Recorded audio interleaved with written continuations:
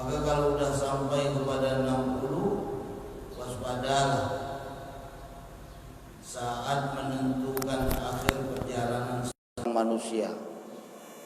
Apakah ia itu baik, husnul khatimah, atau ia itu adalah jelek, su'ul khatimah.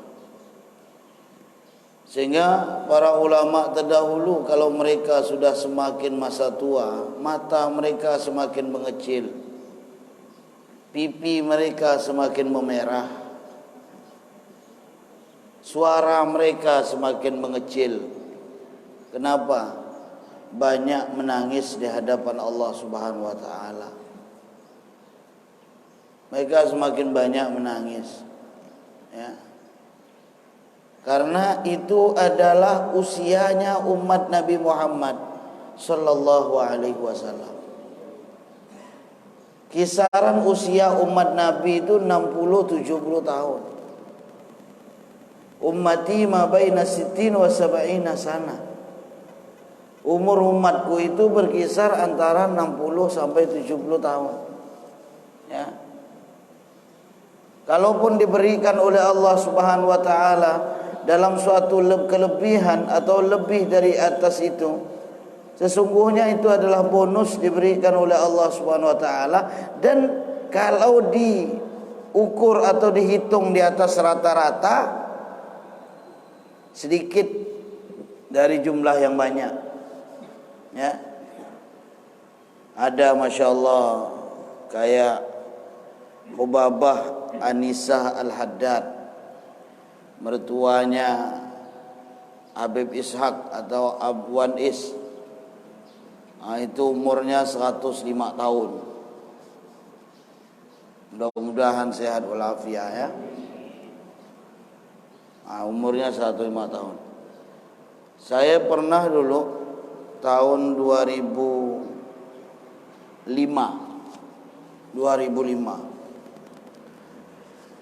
waktu itu saya ketemu dengan seseorang yang saya tidak kenal waktu itu di daerah Malang. Nama daerahnya Gedang. Saya waktu itu ada berempat. Begitu kami pergi masuk, ya Allah, namanya pokok lapar, duit pun tidak ada. Maka Allah pertemukan dengan satu orang ini, ya, Habib marganya Al-Hamid. Dia langsung bilang, itu yang 4 orang itu 3 orang kasih makan, 1 orang udah kenyang, kata dia. Sehingga ada kasih tahu bahwa saya 1 orang itu udah kenyang. Maka subhanallah, sampailah tengah malam, pas bareng di samping saya waktu itu. Ini seorang wali-wali jazab ini, ya. Dia bilang, teleponkan saya nomor ini. Saya teleponkan. Nomornya tebak-tebak disebut, cuma tidak apa-apa, saya telepon. Nah, setelah itu tidak masuk, dia pun pergi. Waktu itu jam 2:30 subuh. Kawan-kawan udah tidur semua. Lalu dia bilang apa? Saya tidak banyak ngasih amalan, tidak banyak. Kalau engkau bertemu dengan orang tua yang berumur 70 ke atas, sisihkan rezekimu, beri kepada dia, dan jangan kau kasihkan sebelum dia mengucapkan kata doa. Karena pada saat itu antara lidahnya dengan arasnya Allah Subhanahu wa taala itu tersambung. Artinya doanya pasti diijabah oleh Allah Subhanahu wa taala.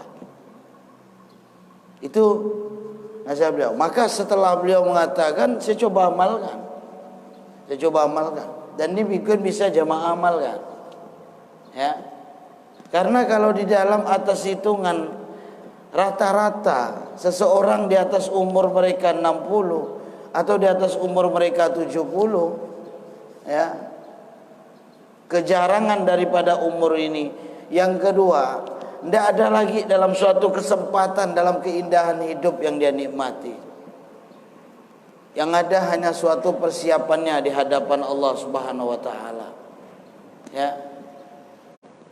Sehingga ketika terlontar dari bibirnya senyum, senyuman yang ada tidak lain hanya dari cucu-cucunya saja. Kebahagiaan saja. Ya. Jadi kalau seseorang sudah diberikan oleh Allah Subhanahu wa taala umur 60, ya. Ternyata masih hubbud dunia, cinta dunia itu masih ada di dalam dirinya. Oh, ini betul-betul harus kita hati-hatikan ini. Harus kita hindari. Kalau udah umur 60 masih kita ada hubbud dunia, terkikis dengan dunia. Umur dah 60 sampai ke 70 ke atas, masih juga dia akan sibuk untuk membahas masalah tanah sini, tanah sana. Sementara tanah kubur tak dipikirkan. Ini seorang berarti sudah masuk dalam racun dunia dia. Ya, udah masuk dalam racun dunia dia. Kalau dia udah di masa tuanya, dia masih disibukkan dengan perkara dunia, berarti dia sudah dihantui oleh dunia. Ya. Sulit ini kesempatan bagi dirinya untuk takarub kepada Allah itu sulit. Untuk dia dekat kepada Allah Subhanahu wa taala itu sulit, ya. Karena pada saat usia seperti itulah adalah penentu diberikan oleh Allah. Kalau zaman Bani Israel dulu umur mereka panjang, umur ratusan tahun, ya. Saya pernah membaca di dalam suatu kisah, kita ambil hikmahnya, yang mana Rasulullah SAW menangisi akan keadaan umatnya. Mereka para umatnya tidak bisa untuk beribadah dalam keadaan lama.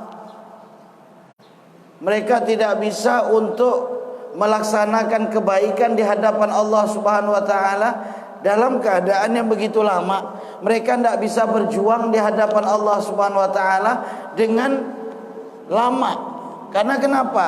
Umur umatnya Nabi Muhammad SAW yang sangat pendek. Umur umatnya Rasulullah yang sangat pendek. Kalau orang-orang Bani Israel terdahulu, mereka umur ratusan tahun, mereka bisa berjihad ratusan tahun, mereka bisa melakukan kebaikan ratusan tahun, ya. Tapi umat Nabi Muhammad SAW tidak bisa. Tapi lihat bagaimana Allah membahagiakan bagi Nabi Muhammad dan umatnya, walaupun umur mereka ratusan tahun, tapi ibadah mereka mengalahkan umat Nabi Muhammad SAW. Karena kenapa? Allah berikan yang tidak Allah berikan kepada kaum-kaum sebelumnya. Satu, Lailatul Qadar. Lailatul Qadar sekali kita ibadah satu malam itu saja sama dengan 80-an tahun. Kalau 10 kali kita merasa Ramadan, 10 kali ibadah kita bagus, berarti kita dah ibadah 800 tahun. Itu satu. Belum lagi yang lainnya lagi. Ya. Banyak kebaikan bagi umat Nabi Muhammad SAW. Sehingga saya baca di dalam kitab Nihayatuz Zain, Nabi Allah Musa alaihi salam pernah sujud minta, Allahumma ja'alni ummata Sayyidina Muhammad. Ya Allah, jadikan aku umat Nabi Muhammad. Nabi Musa. Maka kalau andaikan Nabi sebelumnya berharap untuk dirinya dan kaumnya seperti Nabi Muhammad sallallahu alaihi wasallam, kenapa kita tidak berbahagia dijadikan umat Rasulullah sallallahu alaihi wasallam? Apalagi saat ini kita sudah memasuki bulannya Nabi Muhammad. Kita sudah memasuki bulannya Rasulullah. Kelahiran yang menggemparkan dunia pada saat itu. Yang mana orang-orang kafir, ya, pada saat itu merasakan dalam suatu keanehan di saat lahirnya Nabi Muhammad. Orang-orang Yahudi berusaha jangan sampai bayi yang dijanjikan ini lahir. Karena Nabi Allah Isa alaihi salam sudah berkata kepada kaumnya, ya, wa mubasyiran ya'ti min ba'di ismuhu Ahmad. Nanti akan datang seorang rasul birasulin, wa mubasyiran birasulin ya'ti min ba'di ismuhu Ahmad, memberikan berita gembira datangnya seorang rasul yang bernama dengan nama Ahmad. Maka jangan sampai ini datang ini dikejar terus, jangan sampai sang bayi ini muncul, ya. Karena inilah Rasulullah sallallahu alaihi wasallam. Maka di saat kita disampaikan bulan lahirnya Nabi Muhammad sallallahu alaihi wasallam, semakin menanamkan kepada kita kecintaan kepada Nabi Muhammad. Cinta Rasulullah ini Bapak Ibu bukan sesuatu yang mengada-ngada, ya. Kalau lihat ada orang yang meneteskan air matanya karena kecintaan yang mendalam kepada Nabi Muhammad, jangan antum hina, jangan antum ketawakan. Karena sesungguhnya tangisan itu akan menjadi panggilan Rasulullah kepadanya nanti ketika di hari kiamat. Tangisan itu akan menjadikan panggilan Rasulullah nanti ketika akan memberi kepadanya syafaat. Ya. Kira-kira pernah tidak kita menangis dengan kerinduan kepada Nabi Muhammad? Kalau belum pernah, ayo belajar cara cinta ini.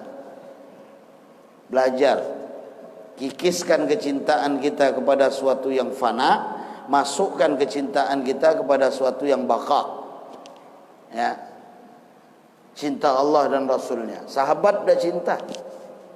Dan cinta kepada Nabi ini adalah perintah langsung, diperintahkan.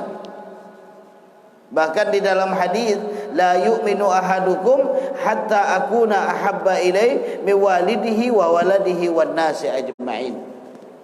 Tidak sempurna keimanan salah seorang di antara kalian, kata Rasulullah, sampai menjadikan aku itu lebih ia cintai dari orang tuanya, aku itu lebih ia cintai dari anaknya, aku itu lebih ia cintai dari seluruh manusia. Maka kecintaan Nabi Muhammad pun kepada kita melebihi cinta orang tua kepada anaknya, melebihi. Sekarang kita lihat seorang yang diberikan oleh Allah Subhanahu wa taala ujian dari masa hidupnya yang tiada henti-hentinya, ya, tetapi tidak pernah mengeluh, tidak pernah berputus asa, tidak pernah ngalah, tidak pernah lalu seperti Nabi Yunus, begitu kaumnya menantang langsung merajuk lari. Nabi Muhammad enggak, ya kan? Nabi Allah Musa dikejar-kejar sama kaumnya. Nabi Allah Nuh dah lamanya dakwah, ujung-ujung ya Allah, jangan sisakan muka bumi ini orang kafir, habiskan ya semua. Tapi Nabi Muhammad tidak. Diberikan oleh Allah umur yang tidak panjang, tetapi bagaimana perkembangan yang disampaikan oleh Rasulullah sallallahu alaihi wasallam, risalah dari Allah seluruh dunia. Padahal kita lihat dari masa kecilnya Rasulullah, ujian semua. Dari beliau dalam perut ibunya, ibunya membawa Nabi Muhammad bersama ayahnya pergi sama Abdullah ke kota Madinah, ke Yathrib namanya waktu itu, untuk mengunjungi keluarga dari ayahnya. Keluarga ayahnya dari sebelah ibu, ya, itu banyak di kota Madinah, di Yathrib. Membawa Nabi Muhammad dalam perut ibunya. Ternyata sampai di kota Madinah, sudah mengunjungi ayah Nabi Muhammad sakit dan kemudian meninggal dunia. Rasulullah masih dalam kandungan perut ibunya. Para ibu ketika melahirkan pasti berharap gendongan dari seorang ayah, ya, yang lahir ini. Kita sebagai anak pasti berharap ingin digendong oleh seorang ayah. Nabi Muhammad tidak pernah merasakan. Tidak pernah merasakan. Begitu berat dalam hidupnya Rasulullah. Ya. Sampai beliau lahir, begitu Nabi Muhammad SAW lahir di dunia ini, tidak lagi sama ibunya, disusui oleh Halimatus Sa'diyah.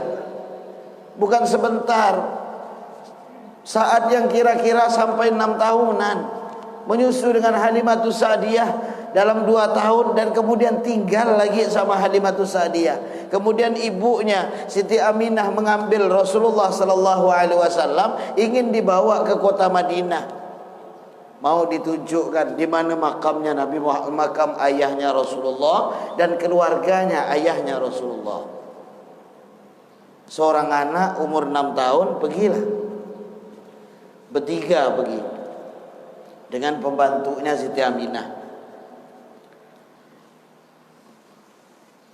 Begitu berjalan sampailah di kota Madinah, ditunjukkan ini makamnya ayahnya Rasulullah. Bergembira Nabi Muhammad. Dan kesedihan walaupun tidak pernah memandang wajah ayah. Setelah pulang, di dalam perjalanan, tepatnya di daerah Abwa namanya, Siti Aminah pun sakit dan kemudian meninggal dunia.